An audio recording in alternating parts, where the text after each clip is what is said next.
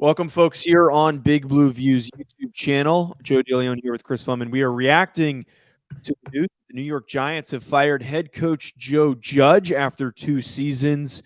Ultimately, a not-so-quality tenure under Joe Judge, and ending in a stretch of games where they looked hapless, they looked lifeless, there was a lack of effort, the offense was non-existent. They weren't scoring any points. Jason Garrett was fired mid-season. There was no signs of progression. Daniel Jones unavailable, so a difficult circumstance to deal with for the Giants offense.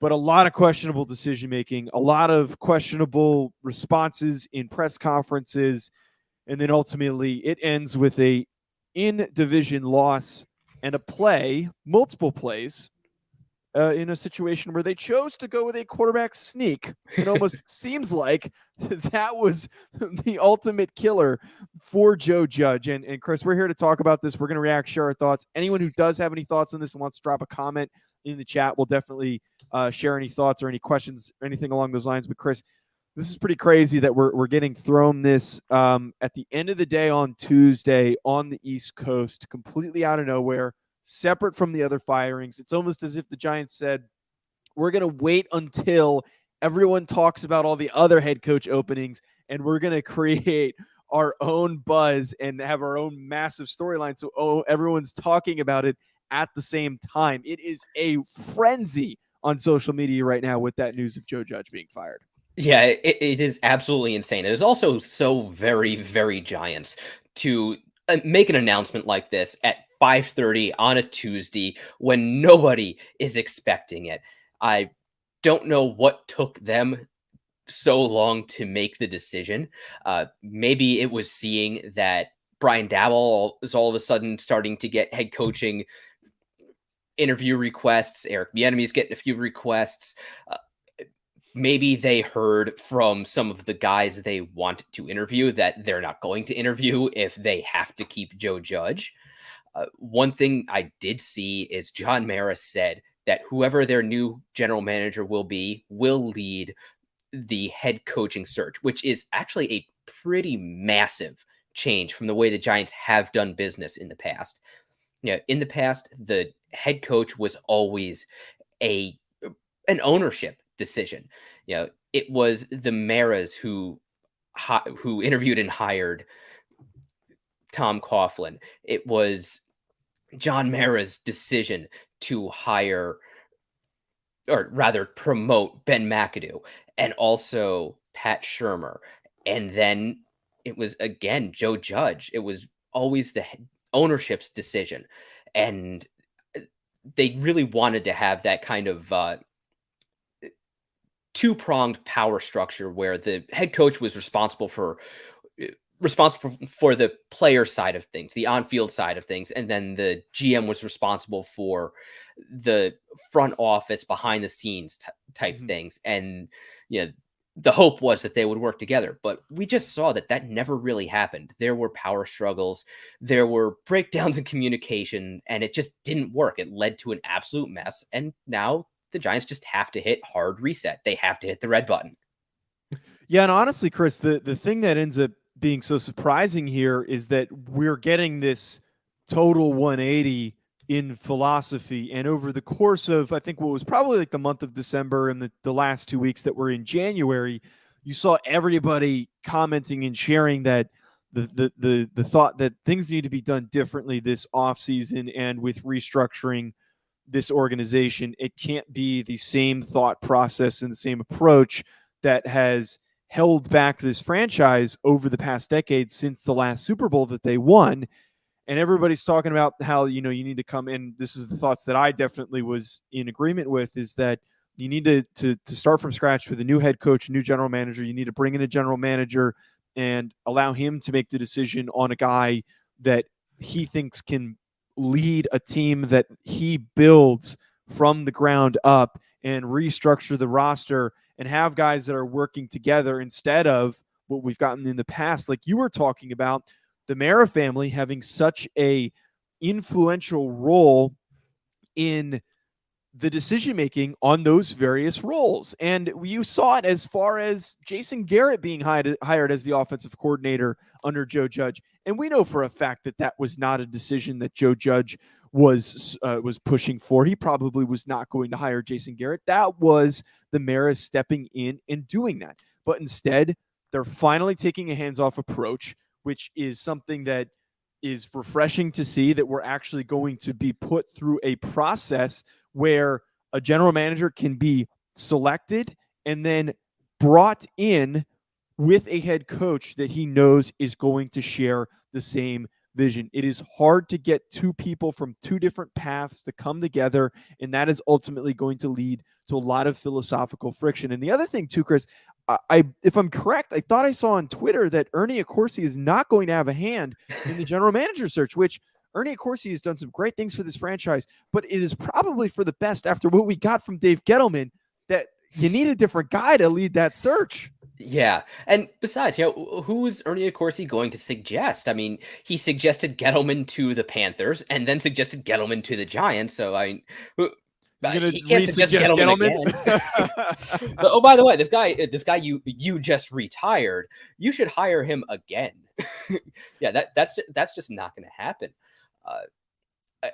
I find it interesting that it doesn't look like the Giants are going to be bringing in anyone to guide the search. They're not bringing in Bill Polian. They're not bringing in Ernie Accorsi. They're not bringing in Tony Dungy or Bill Parcells or anyone else. And to me, that's kind of a good thing, that they're hopefully not going to be relying on the endorsement of somebody else, but instead go with the guy they believe is their best choice based on his interview and how well he interviews. And that it's nice to see this team kind of step into the 21st century and maybe step away from the good old boys club just a little bit.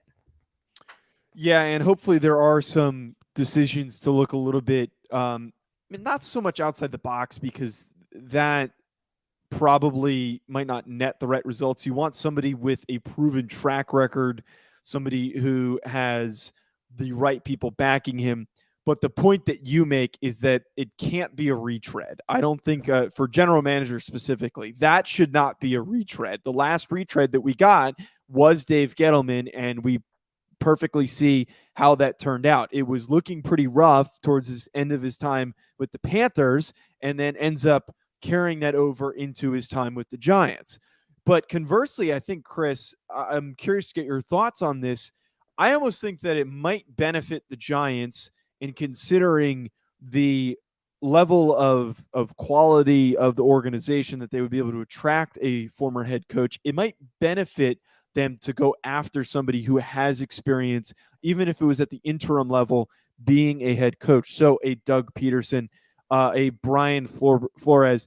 And then I'm not endorsing this, but he's another name that fits into that category, which is Bill O'Brien, which I'm sure he's probably going to get interviewed. But those are some names that could be of option. Bill O'Brien, probably the least good option in that situation. But Flores and Peterson, I think, would be really possibly for really, really fantastic hires. Yeah, I'm going to do it. Maybe Harbaugh, if he is indeed interested in the NFL. Supposedly, the Giants have appealed to him in the past. I don't know. We'll leave that one off to the side. I almost forgot about him. That's actually good to bring him up.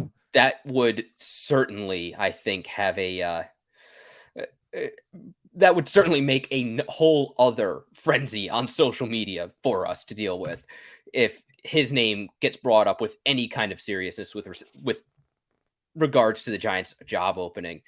Yeah, I'm kind of with you on getting an experienced hand, because New York is a rough place. And Brian Flores, I think he would be a good pickup for the Giants. I think Brian Dabble in Buffalo, if he interviews with Schoen, two guys who obviously know each other, they obviously have the ability to work together well. I think that would be good. Maybe Eric Bieniemy, to tie him with polls out of Kansas City. Yeah, maybe in the same way we're seeing quarterbacks and young quarterbacks getting paired back up with skill position players they worked with in college to kind of short circuit that learning curve. I could maybe see the Giants trying to keep a duo together. But, we'll have to see. Hopefully, they'll just get the best guy available. And, just speaking of quarterbacks, Daniel Jones might be the other domino to fall here. We don't know who the next GM is going to be. We don't know who the next head coach is going to be, but they're going to have absolutely no connection to Daniel Jones. Yeah, he's going to be a pick of a previous general manager and the head coach's predecessor's predecessor.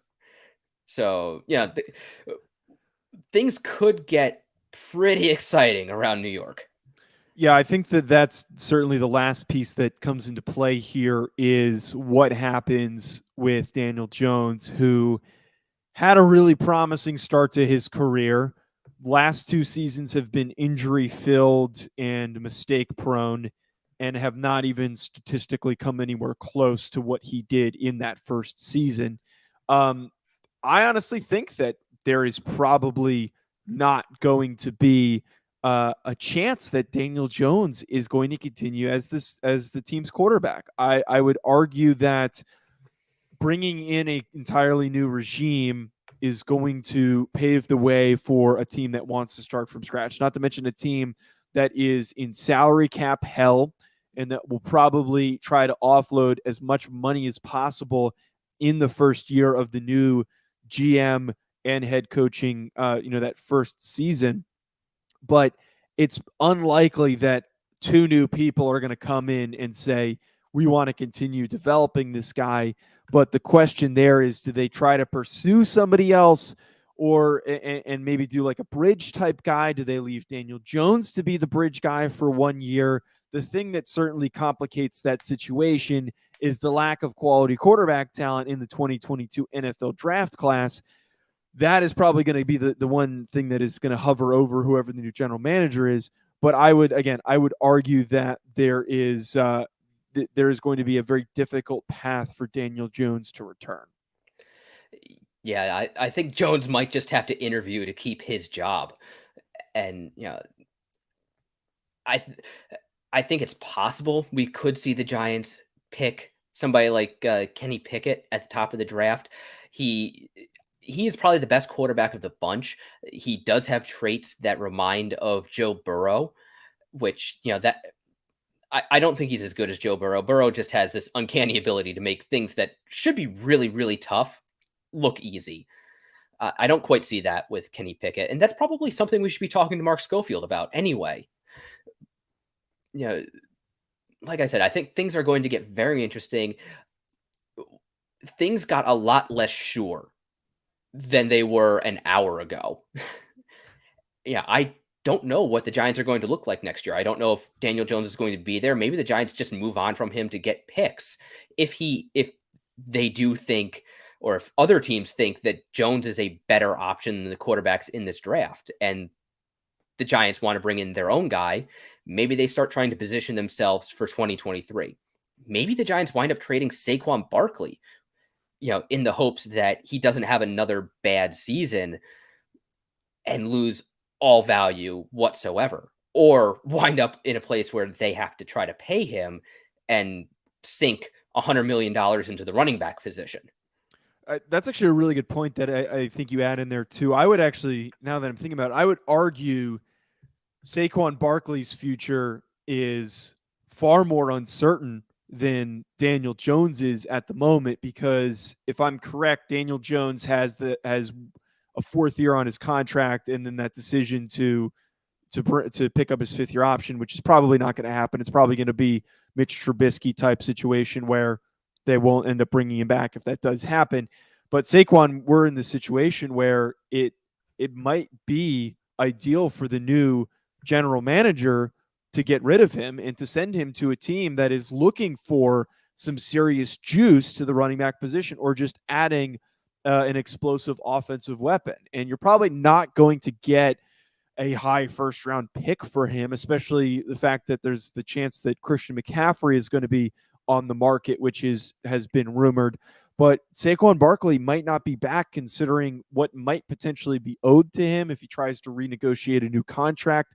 The fact that he hasn't, over the past couple seasons, because of injury, hasn't really lived up to his capabilities because of those injuries. Now might be the time to cut bait after he had a couple good games to finish out the season, to send him off somewhere else and then try to get an early second, or that might even be generous to say an early second for Saquon Barkley. Anything that you can get in return for him, for a team that is looking to add some juice to the running back position, might be best for a GM in what is literally salary cap hell. Yeah, just getting rid of Saquon, or I don't want to say is getting rid of him, but moving Saquon would free up some salary cap space, and it would get you a pick right now when you need it. That even if it was a third round pick, that's still better than any compensatory pick you're going to get. You might get eventually if you let him walk in free agency and he signs a big contract with somebody else. Yeah, and there's going to be teams that are in like a win now mode that are going to look at Saquon and say, this is a piece that we can add that is going to really elevate our team. And, maybe like a team like the 49ers, and I don't know what their cap situation is like off the top of my head, that we know that they love to run the football, and you put Saquon Barkley into that situation, they might be willing to make a move for a guy like that. So a lot of people's jobs, players in particular, are going to be up in the air, but we've got a lot of things that are going to happen over the course of the next couple of weeks as we continue to hear news of candidates, of potential, interviews that are happening. There are going to be a lot of options for this Giants team, and there's plenty of time for us to sit here and react and kind of figure out what's going to happen. Yeah, this is what we were hoping for back in 2018. This is a hard reset, a clean break for this franchise. They're finally getting the shakeup they have needed for so long. And I think we have a whole new world of opportunity and possibility opening up for fans and those of us who, talk about and cover the team. It's honestly exciting. Yeah, it is. I will leave us off with that before we wrap up, is that it, understandably, two people just lost their jobs, and it's terrible for them, and Gettleman is retiring, but Joe Judge is going to get picked up by somebody pretty quickly to take over their special teams. He could be back in Foxborough by Sunday. Exactly. It's not that far of a drive. We saw some special teams problems for the Patriots on Sunday, so it's very possible that Bill just calls him up and says, "Get your ass back up to Foxborough." But it is something that we were hoping for when Judge was originally hired, that Gettleman would not be a part of that group, but to start from scratch, to be in that position where there is going to be hopefully less meddling by the Mara family in the decision and forcing certain guys to work together. We hopefully will take time with this decision, in that it is two people that have a cohesive vision to turn this team into what it has been in the past decade, into a potential contender. We know that a New York team has that capability to be a potential contender. Folks, thanks for tuning in. Hit subscribe on the YouTube channel or wherever you're listening in.